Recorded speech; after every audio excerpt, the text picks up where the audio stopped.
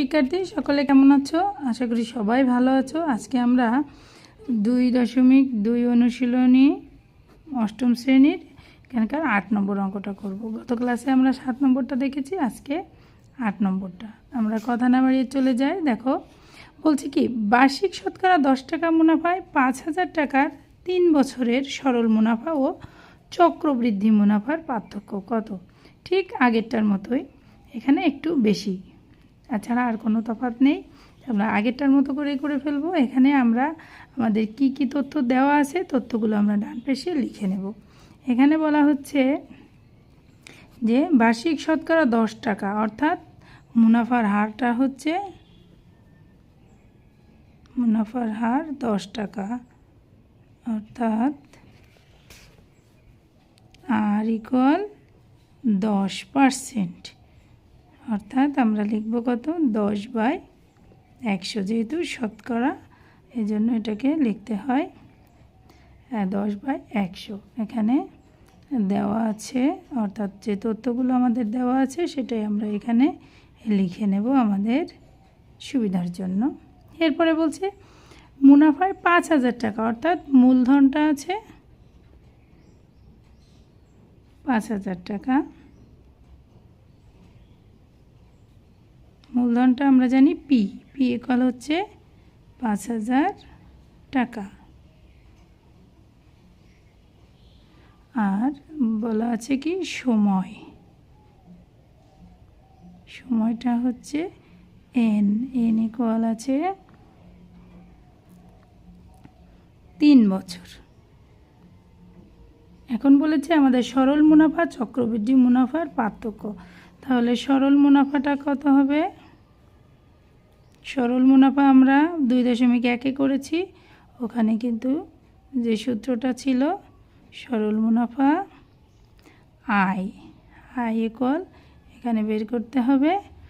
আবার চক্রবৃদ্ধি মুনাফা সেটাও বের করতে হবে।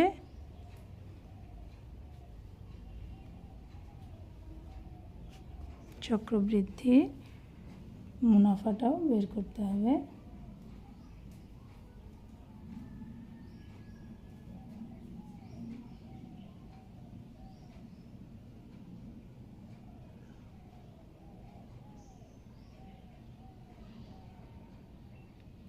চক্রবৃদ্ধির মূলধনটা হচ্ছে কি সি। এবার এখানে তাহলে আমাদের এইগুলো তথ্য আমাদের দেওয়া আছে এবং এই দুইটা বের করতে হবে। করলেই পরে আমাদের এই দুইটা সরল মুনাফা এবং চক্রবৃদ্ধি মুনাফা যখন পেয়ে যাব তখন দুইটা পার্থক্য আমরা বের করতে পারবো। তাহলে আমরা লিখি আগেই, আমরা জানি, প্রথমে আমরা লিখব সরল মুনাফার সূত্রটা। সরল মুনাফা আয়, সরল মুনাফা আয় হচ্ছে PNR, এটা আমরা জানি। তাহলে এখানে আমরা মানটা বসিয়ে দিলেই পেয়ে যাব সরল মুনাফার হারটা।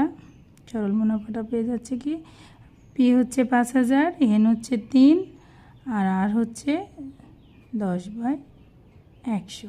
তাহলে এইখানে আমরা কাটাকাটি করে ফেলবো 500। তাহলে এখানে সহজে আমাদের বের হয়ে যাবে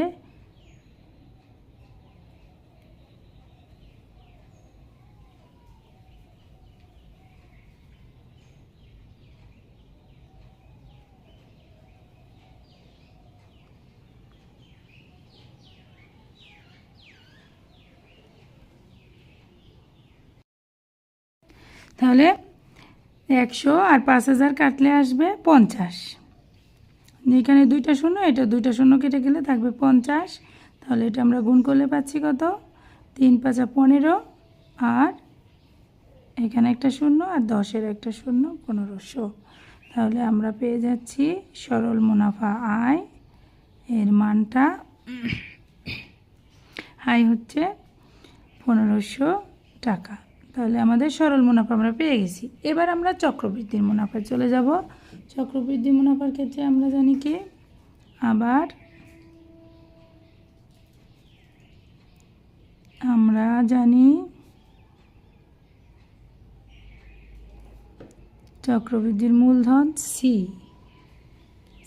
ইকুয়াল,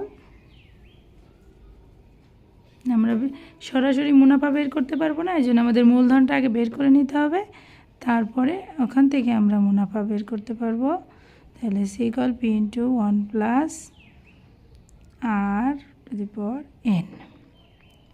তাহলে পি হচ্ছে 5000 এক রাখলাম, আর হচ্ছে কি 10/100, আর এন হচ্ছে 3।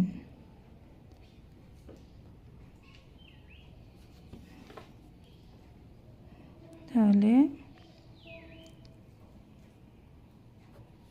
এটা কাটলে এখানে 10 হবে, তাহলে 1/10, 3, 5000, এটাতে রসগো করলে আসবে 11/10।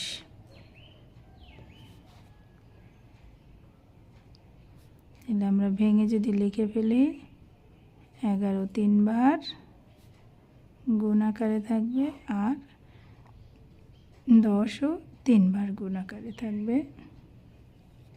তাহলে এটা থেকে কাটলাম 500, ঠিক 7 নম্বর অঙ্কের মতোই 50, এটা দিয়ে কাটলে হয় 5। তাহলে 5-এর সাথে 3টা 11 গুণ করতে হবে। এটা আমরা যদি ক্যালকুলেটরের সাহায্যে করে ফেলি তাহলে আসবে 6055 টাকা। এটা কিন্তু আমাদের এসেছে কি এই সি, অর্থাৎ চক্রবৃদ্ধি মুনাফা, মূলধন চক্রবৃদ্ধি মুনাফা না, এটা হচ্ছে চক্রবৃদ্ধি মূলধন। তাহলে আমাদের চক্রবৃদ্ধি মূলধন এটা এসেছে, আর মূলধন আছে আমাদের এইটা। তাহলে এই দুইটা বিয়োগ করলেই আমরা কিন্তু চক্রবৃদ্ধি মুনাফাটা পেয়ে যাব।